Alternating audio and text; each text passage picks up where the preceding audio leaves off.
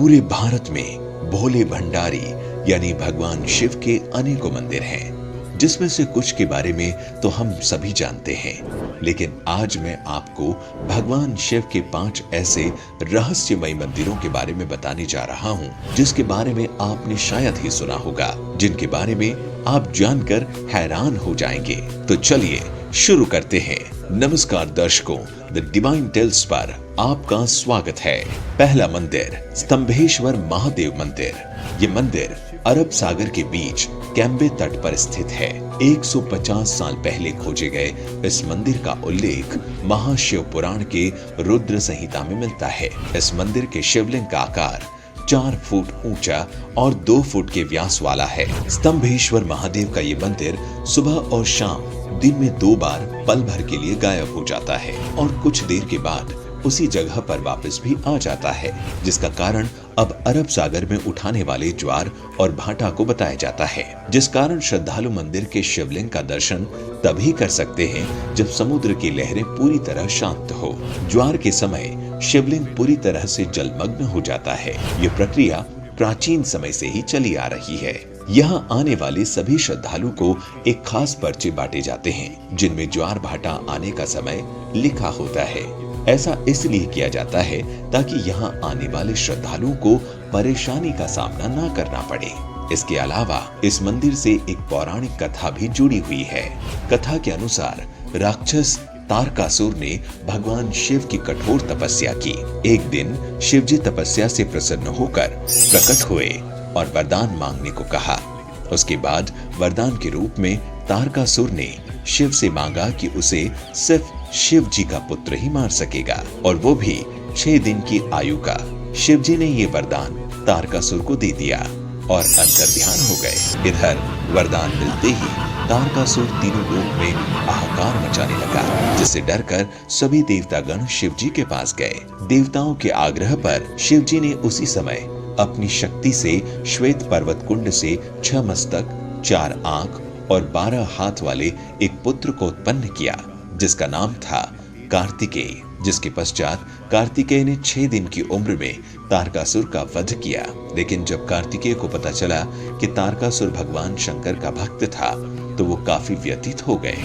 फिर भगवान विष्णु ने कार्तिकेय से कहा, उस स्थान पर एक शिवालय बनवा दे, इससे उनका मन शांत होगा। भगवान कार्तिकेय ने ऐसा ही किया। फिर सभी देवताओं ने मिलकर वहीं सागर संगम तीर्थ पर विश्वनंद स्तंभ की स्थापना की, जिसे आज स्तंभेश्वर तीर्थ के नाम से जाना जाता है। निष्कलंक महादेव। ये मंदिर गुजरात के भावनगर में कोल्याक तट से 3 किलोमीटर अंदर अरब सागर में स्थित है। रोज अरब सागर की लहरें यहाँ के शिवलिंगों का जलाभिषेक करती है। लोग पैदल चलकर ही इस मंदिर में दर्शन करने आते हैं। इसके लिए उन्हें ज्वार उतरने का इंतजार करना पड़ता है। ज्वार के समय सिर्फ मंदिर का खंबा और पताका ही नजर आता है, जिसे देखकर ये अंदाजा भी नहीं लगाया जा सकता कि समुद्र में पानी के नीचे भगवान महादेव का प्राचीन मंदिर भी है। ये मंदिर महाभारत कालीन बताई जाती है। ऐसा माना जाता है कि महाभारत युद्ध में पांडवों ने कौरवों का वध कर युद्ध जीता था, पर युद्ध समाप्ति के बाद पांडवों को ज्ञात हुआ कि उसने अपने ही सगे संबंधियों के हत्या कर महापाप किया है। इस महापाप से छुटकारा पाने के लिए पांडव भगवान श्री कृष्ण के पास गए, जहां श्री कृष्ण ने पांडवों को पाप से मुक्ति के लिए एक कला ध्वजा और एक काली गाय सौंपी और पांडवों को गाय का अनुसरण करने को कहा, और कहा कि जब गाय और ध्वजे का रंग काले से सफेद हो जाए तो समझ लेना कि तुम सबको पाप से मुक्ति मिल गई है। साथ ही श्री कृष्ण ने पांडवों से ये भी कहा कि जिस जगह ये चमत्कार होगा वहीं पर तुम भगवान शिव की तपस्या भी करना। पांचों भाई भगवान श्री कृष्ण के कहे अनुसार काली ध्वजा हाथ में लिए काली गाय पीछे पीछे चलने लगे। इसी क्रम में वो सब कई दिनों तक अलग अलग जगहों पर गए, लेकिन गाय और ध्वजा का रंग नहीं बदला। पर जब वो वर्तमान गुजरात में स्थित कोलियाक तट पर पहुंचे तो गाय और ध्वजा का रंग सफेद हो गया। इससे पांचों पांडव भाई बड़े खुश हुए और वहीं पर भगवान शिव का ध्यान करते हुए तपस्या करने लगे। भगवान भोलेनाथ उनकी तपस्या से खुश हुए और पांचों पांडवों को लिंग रूप में अलग अलग दर्शन दिए। वही पांचों शिवलिंग अभी भी वहीं स्थित है। पांचों शिवलिंग के सामने नंदी की प्रतिमा भी है। पांचों शिवलिंग एक वर्गाकार चबूतरे पर बने हुए हैं तथा ये कोलियाक समुद्र तट से पूर्व की ओर 3 किलोमीटर अंदर अरब सागर में स्थित है। इस चबूतरे पर एक छोटा सा पानी का तालाब भी है जिसे पांडव तालाब कहते हैं। श्रद्धालु पहले उसमें अपने हाथ पांव धोते थे और फिर शिवलिंगों की पूजा अर्चना करते थे। क्योंकि यहाँ पर आकर पांडवों को अपने भाइयों की हत्या के कलंक से मुक्ति मिली थी, इसीलिए इसे निष्कलंक महादेव कहते हैं। भादव के महीने में अमावस को यहाँ मेला लगता है जिसे भाद्रवी कहा जाता है। प्रत्येक अमावस के दिन यहाँ भक्तों की विशेष भीड़ रहती है। लोगों की ऐसी मान्यता है कि यदि हम प्रियजनों की चिंता की आग शिवलिंग पर लगाकर जल में प्रवाहित कर दें तो उनको मोक्ष मिल जाता है। मंदिर में भगवान शिव को राख, दूध, दही और नारियल चढ़ाए जाते हैं। सालाना प्रमुख मेला भाद्रवी भावनगर के महाराजा के वंशज के द्वारा मंदिर की पताका फहराने से शुरू होता है और फिर यही पताका मंदिर पर अगले 1 साल तक फहराती है। तीसरा, अचलेश्वर महादेव मंदिर। अचलेश्वर महादेव मंदिर नाम से भारत में महादेव के कई मंदिर है, लेकिन राजस्थान के धौलपुर में स्थित अचलेश्वर महादेव मंदिर बाकी सभी मंदिरों से अलग है। ये मंदिर राजस्थान और मध्य प्रदेश की सीमा पर स्थित है, जो चंबल और बीहड़ों के लिए प्रसिद्ध है। भगवान अचलेश्वर महादेव का ये मंदिर इन्हीं दुर्गम बीहड़ों के बीच स्थित है। इस मंदिर का शिवलिंग जो दिन में 3 बार रंग बदलता है। सुबह में शिवलिंग का रंग लाल होता है, दोपहर में केसरिया और जैसे जैसे शाम होती है शिवलिंग का रंग सांवला हो जाता है। इन रंगों के बदलाव के रहस्य को कोई नहीं जानता। अचलेश्वर महादेव का ये मंदिर भी काफी प्राचीन है, क्योंकि मंदिर का ये इलाका डाकुओं के लिए काफी प्रसिद्ध था, जिस वजह से यहाँ कम श्रद्धालु आते थे। साथ ही यहाँ तक पहुँचने का रास्ता बहुत ही पथरीला और उबड़-खाबड़ था। पर जैसे जैसे भगवान के बारे में लोग जानने लगे, यहाँ पर भक्तों की भीड़ जुटने लगी। इस शिवलिंग की एक और अनोखी बात ये भी है कि इस शिवलिंग के छोर का आज तक पता नहीं चला है। कहते हैं बहुत समय पहले एक बार भक्तों ने शिवलिंग की गहराई को जानने के लिए इसकी खुदाई की, पर काफी गहराई तक खोदने के बाद भी इसके छोर का पता नहीं चला। अंत में भक्तों ने इसे भगवान का चमत्कार मानते हुए खुदाई बंद कर दी। भक्तों का मानना है कि भगवान अचलेश्वर महादेव भक्तों की सभी मनोकामनाओं को पूरा करते हैं। लक्ष्मीश्वर महादेव मंदिर। ऐसा माना जाता है कि इस मंदिर की स्थापना भगवान राम ने खड़ और दूषण के वध के पश्चात अपने भाई लक्ष्मण के कहने पर की थी। लक्ष्मीश्वर महादेव मंदिर के गर्भगृह में एक शिवलिंग है जिसकी स्थापना स्वयं लक्ष्मण ने की थी। इस शिवलिंग में 1 लाख छिद्र हैं, इसीलिए इसे लक्षलिंग भी कहा जाता है। इस लाख छिद्रों में से एक छिद्र ऐसा भी है जो कि पातालगामी है, क्योंकि उसमें जितना भी जल डालो वो सब उसमें समा जाता है। लेकिन एक छिद्र अक्षय कुंड है, क्योंकि उसमें जल हमेशा ही भरा रहता है। लक्षलिंग पर चढ़ाया गया जल मंदिर के पीछे कुंड में भी चले जाने की मान्यता है, क्योंकि कुंड कभी सूखता नहीं। लक्षलिंग जमीन से करीब 30 फीट ऊपर है और इसे स्वयंभू लिंग भी माना जाता है। और 5वां, बिजली महादेव मंदिर। भगवान शिव के अनोखे अद्भुत मंदिरों में से एक है हिमाचल प्रदेश के कुल्लू में स्थित बिजली महादेव मंदिर। कुल्लू का पूरा इतिहास बिजली से जुड़ा हुआ है। कुल्लू शहर में व्यास और पार्वती नदी के संगम के पास एक ऊंचे पर्वत पर बिजली महादेव का प्राचीन मंदिर है। पूरी कुल्लू घाटी में ऐसी मान्यता है कि ये घाटी ही एक विशालकाय सांप के रूप में है। इस सांप का वध भगवान शिव ने किया था। जिस स्थान पर मंदिर है वहां शिवलिंग पर हर 12 वर्ष बाद आकाश से भयानक बिजली गिरती है। बिजली गिरने से मंदिर का शिवलिंग खंडित हो जाता है। यहाँ के पुजारी खंडित शिवलिंग के टुकड़े को एकत्रित कर मक्खन के साथ इसे जोड़ देते हैं। कुछ समय बाद ही शिवलिंग ठोस रूप में परिवर्तित हो जाता है। इस शिवलिंग पर हर 12 साल में बिजली क्यों गिरती है, इसके लिए आई बटन पर क्लिक कर हमारा वीडियो बिजली महादेव मंदिर में देखिए। तो दर्शकों, ये थी भगवान शिव के 5 रहस्यमय मंदिर की कहानी। इन मंदिरों के अलावा आप भी किसी शिव जी के मंदिर के बारे में जानते हैं तो हमें कमेंट करके बताइए। अगर आपको वीडियो बहुत अच्छी लगी तो ज्यादा से ज्यादा लाइक और सब्सक्राइब करें। साथ ही ऐसे और भी आध्यात्मिक वीडियोस के लिए हमारा YouTube channel the divine tales को अभी सब्सक्राइब करें। वास्तव में शिवलिंग क्या है? शिवलिंग का रहस्य क्या है? औरतों को शिवलिंग छूना चाहिए या नहीं? शिवलिंग के विभिन्न प्रकार होते हैं और सभी का अलग अलग महत्व होता है। भगवान शिव की भक्ति का प्रमुख माह श्रावण है, जो संपूर्ण विश्व में पूरी श्रद्धा से मनाया जाता है। वेदों के अनुसार शिवलिंग की उत्पत्ति कैसे हुई, क्यों की जाती है शिव के लिंग रूप की पूजा, जानिए सिर्फ एक ही वीडियो में। आप भी भगवान शिव के भक्त हैं तो कमेंट में जरूर लिखिएगा हर हर महादेव। आपका भी मन में यह सवाल आता होगा, क्या वास्तव में यह सही है या गलत है? हम बताएंगे, बने रहे वीडियो के अंत तक। नमस्कार मित्रों, स्वागत है हमारे सनातन ज्ञान कथा चैनल पर एक बार फिर से। मित्रों, हमारा उद्देश्य है कि हिंदू धर्म को प्रचार प्रसार करना। हमारा प्रयास कैसा लग रहा है कमेंट करके अवश्य बताइएगा। चैनल पर पहली बार आए हैं तो कृपया सब्सक्राइब करके ही जाइएगा। आइए जान लेते हैं पहले 12 ज्योतिर्लिंग कहाँ स्थित है। Number 1 Vaidyanath Deoghar Jharkhand. Number 2 Trimbakeshwar Nashik Maharashtra. Number 3 Mahakaleshwar Ujjain Madhya Pradesh. Number 4 Bhimashankar Pune Maharashtra. Number 5 Somnath Saurashtra क्षेत्र Gujarat. Number 6 Mallikarjun Srisaila Andhra Pradesh. Number 7 Omkareshwar Khandwa Madhya Pradesh. Number 8 Nageshwar Dwarka Gujarat. Number 9 Kedarnath Rudraprayag Uttarakhand. Number 10 Kashi Vishwanath Varanasi Uttar Pradesh. Number 11 Grishneshwar Aurangabad Maharashtra. Number 12 Rameswaram Tamil Nadu. 12 ज्योतिर्लिंग तो आपने जान लिया। आइए जानते हैं देश के प्रमुख शिवलिंग।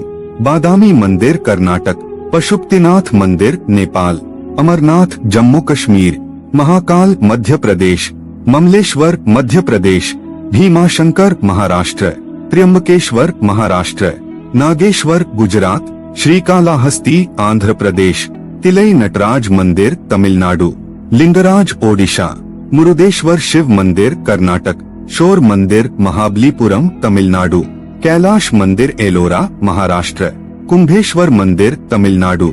आइए जानते हैं शिवलिंग क्या है। शून्य आकाश, अनंत, ब्रह्मांड और निराकार परम पुरुष का प्रतीक होने से इसे लिंग कहा गया है।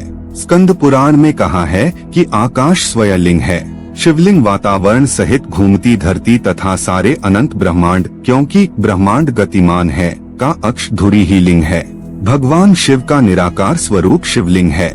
शिवलिंग की पूजा करना कब से प्रारंभ हुआ, यह बहुत ही महत्वपूर्ण प्रश्न है, क्योंकि प्रारंभ में हिंदू धर्म में मूर्ति पूजा का प्रचलन था या नहीं था, यह बात इसे भी सिद्ध होती है कि भगवान शिव के इस स्वरूप की पूजा के प्रचलन का क्या रहस्य है, यह जानना भी जरूरी है। भगवान शिव का मूर्ति पूजा कम, आखिर इसी रूप में क्यों पूजा जाने लगा, आओ जानते हैं। शिवलिंग का अर्थ अनंत भी होता है, अर्थात जिसका कोई अंत नहीं है न ही शुरुआत। शिवलिंग का गलत अर्थ दरअसल भाषा के रूपांतरण और भ्रमित लोगों द्वारा पुराने धर्म ग्रंथों को नष्ट कर दिए जाने तथा अंग्रेजों द्वारा इसकी व्याख्या से उत्पन्न हुआ है। खैर, जैसा कि हम सभी जानते हैं कि एक ही शब्द के विभिन्न भाषाओं में अलग अलग अर्थ निकलते हैं। यदि हम हिंदी के एक शब्द सूत्र को ही ले ले तो सूत्र मतलब डोरी धागा, गणितीय सूत्र कोई भाष्य अथवा लेखन भी हो सकता है।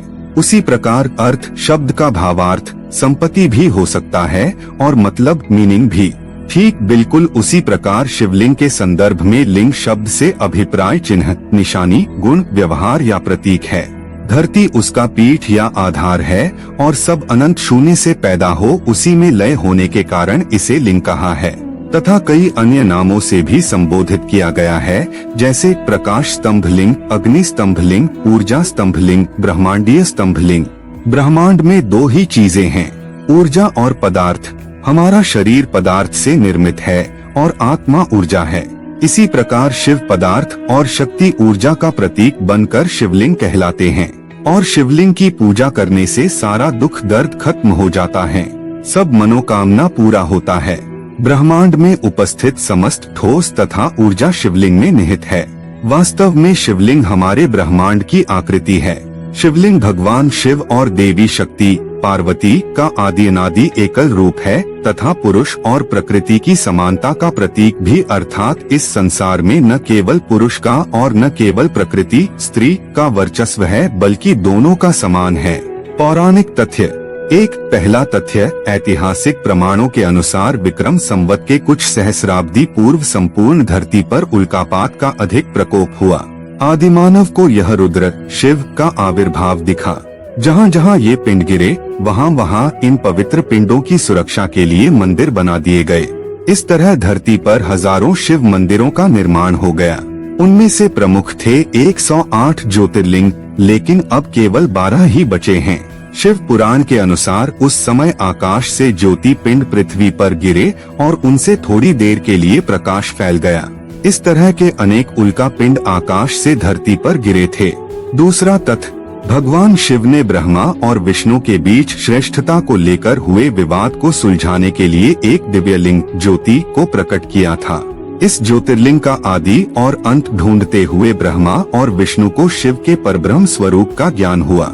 इसी समय से शिव को परब्रह्म मानते हुए उनके प्रतीक रूप में ज्योतिर्लिंग की पूजा आरंभ हुई।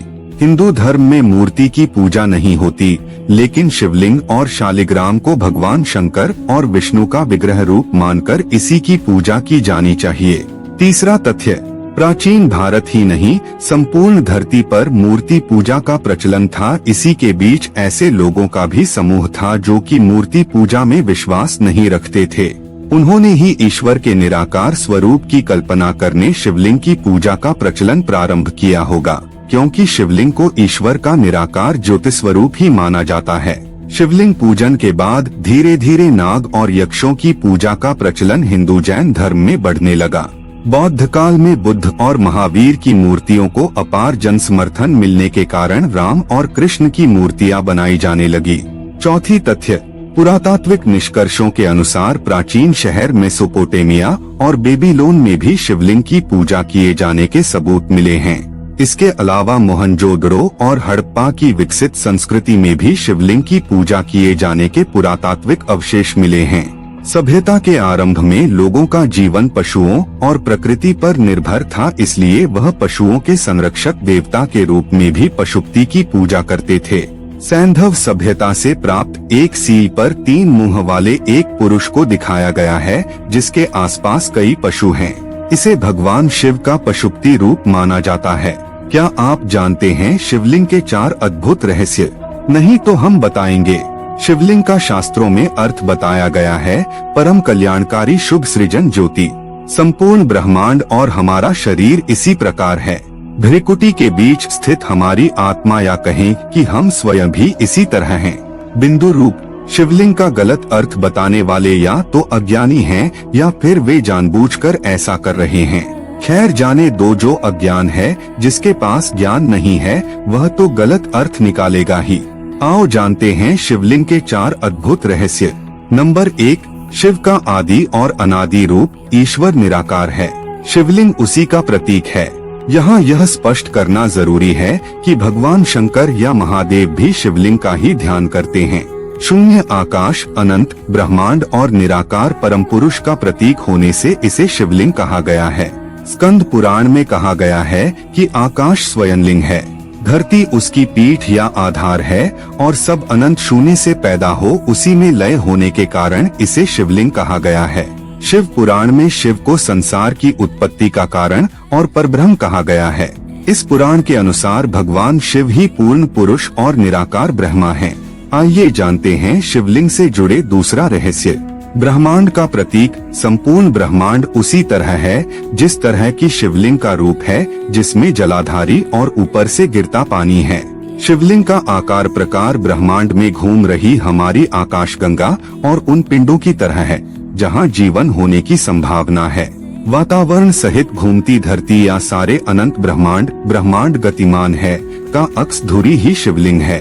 वायु पुराण में क्या लिखा है? वायु पुराण के अनुसार प्रलय काल में समस्त सृष्टि जिसमें लीन हो जाती है और पुनः सृष्टि काल में जिससे सृष्टि प्रकट होती है, उसे शिवलिंग कहते हैं। इस प्रकार विश्व की संपूर्ण ऊर्जा ही शिवलिंग की प्रतीक है। नंबर 3, निराकार ज्योति का प्रतीक। पुराणों में शिवलिंग को कई अन्य नामों से भी संबोधित किया गया है, जैसे प्रकाश स्तंभलिंग, अग्नि स्तंभलिंग, ऊर्जा स्तंभलिंग, ब्रह्मांडीय स्तंभलिंग आदि। ज्योतिर्लिंग उत्पत्ति के संबंध में पुराणों में अनेक मान्यताएं प्रचलित हैं।